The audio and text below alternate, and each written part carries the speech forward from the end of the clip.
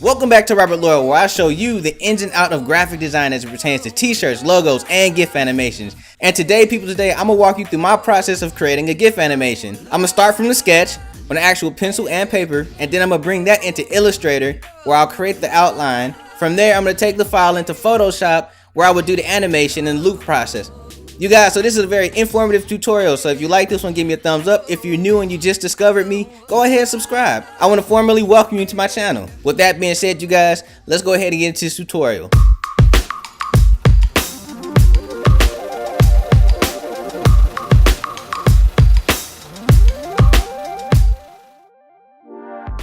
So if you can't tell already, I'm drawing out the blue blur himself. That's right, Sonic the Hedgehog. And the reason why is because I've always been a fan of his creative direction. Everything in the background of Sonic has always looked great. Even his foreground, even Sonic himself looks amazing. And because I'm an old head, I live inside of this 16-bit style or whatnot. So I'm definitely going to be doing a lot of 16-bit styles on my channel, and I hope you guys can appreciate that. But it is no surprise for me to say that I'm an advocate of process, and everything has to start on paper. And the reason why is because you can make your mistakes right then and there, and you can just move on with the design process after you get done with this sketch. And I find that after I get done with my sketches, I kind of just zip through my design process and my illustrations because I sketched it out essentially.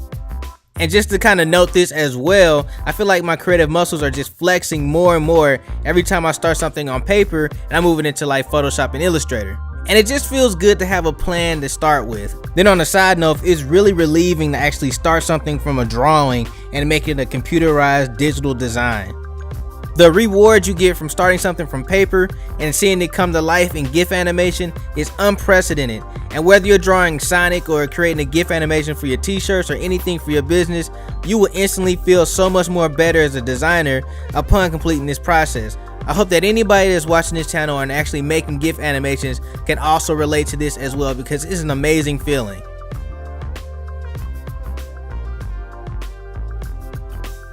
So this next process is probably the hardest process, but it's not really all that bad. But out of the three that we're doing, this is kind of like the most tedious one.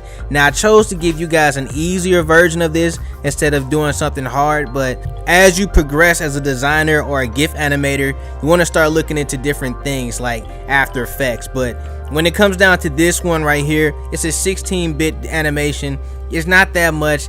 We're only doing like 3 frames going forward. So basically this design is very simple, and I hope you guys can pick up on this as much as you possibly can.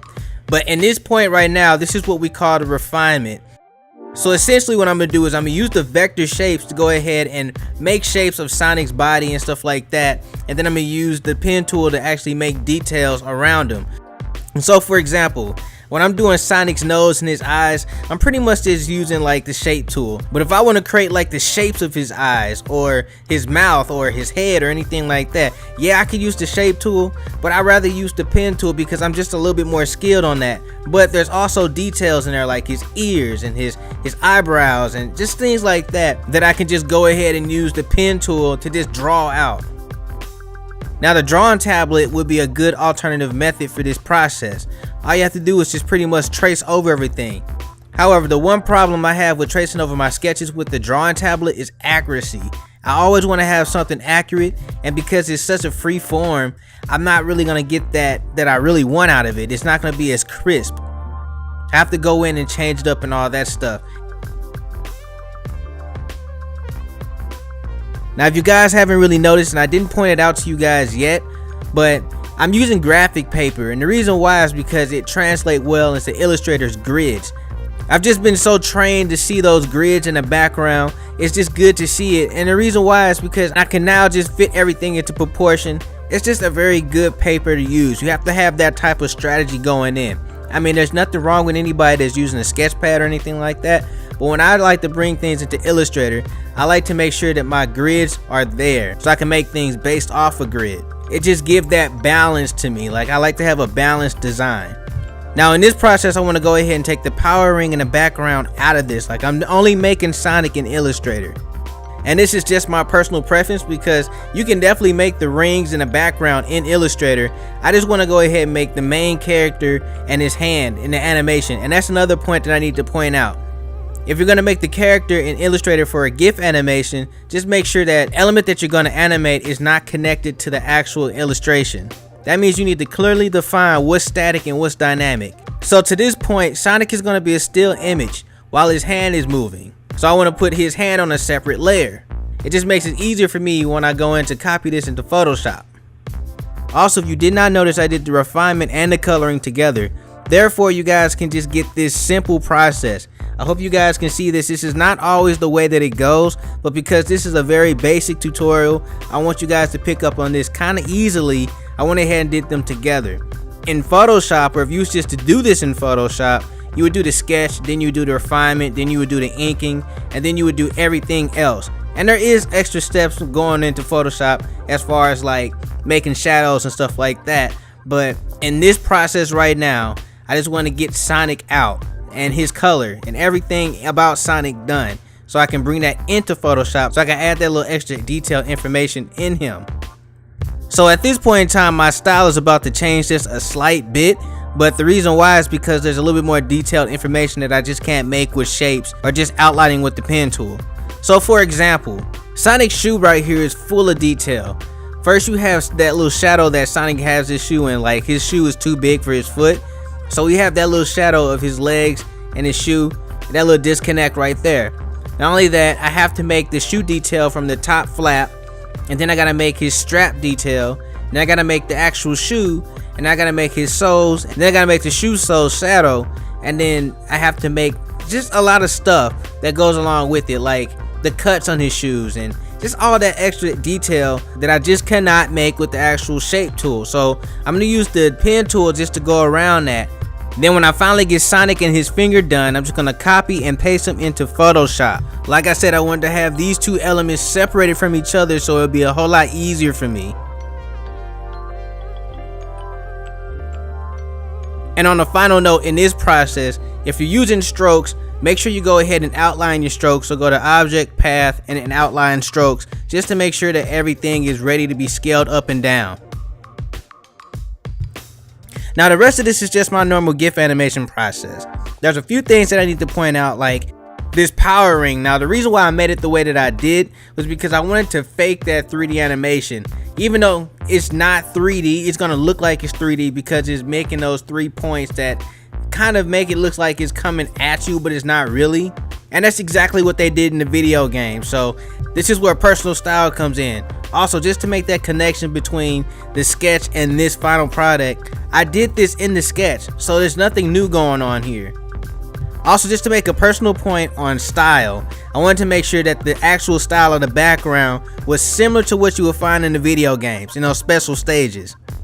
And then just to bring everything else in, I would do those elements that I kind of just want to rotate around in the animation. So I'm gonna go ahead and make my stacks from there.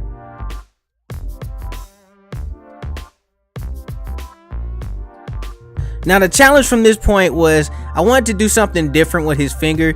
Like in the video game, it's just a 2-frame animation with him going from one stack to another stack. And even though that is cool, I wanted to do like a 3rd stack in there. So in theory, he would be moving through 3 frames. However, I couldn't get that to go right. I mean, even though it's fluid, it just did not fit the actual animation style. I just felt like one of those had to go, so I took out the middle frame and I just kept the original style of the 2-frame animation that they were going with. I mean, I guess that's just another note on style, because even though I wanted to be different, I still wanted to be the same, and there's nothing better than the original, so I'm gonna keep that going. So if you remember during the refinement stage, I said there would be opportunities in Photoshop where I can go ahead and add extra details to Sonic. So what I want to do here at this point in time is kind of make the power ring glow, and instead of it just glowing constant, kind of pulsate as it turns. And then with that, it's going to directly affect Sonic. So I'm gonna go ahead and put a curve adjustment on Sonic, so as this power ring glows, he's affected by it. And also I want to go ahead and put some highlights in his head to show that there's lights bouncing somewhere off of Sonic, just to give that kind of realism, even though it's just a cartoony style animation. And at this point, I'm doing my regular normal GIF animation backgrounds, except I'm just trying to make sure that these animations in the back just kind of rotate around Sonic. It just gives that whole special stage kind of vibe that I was going for.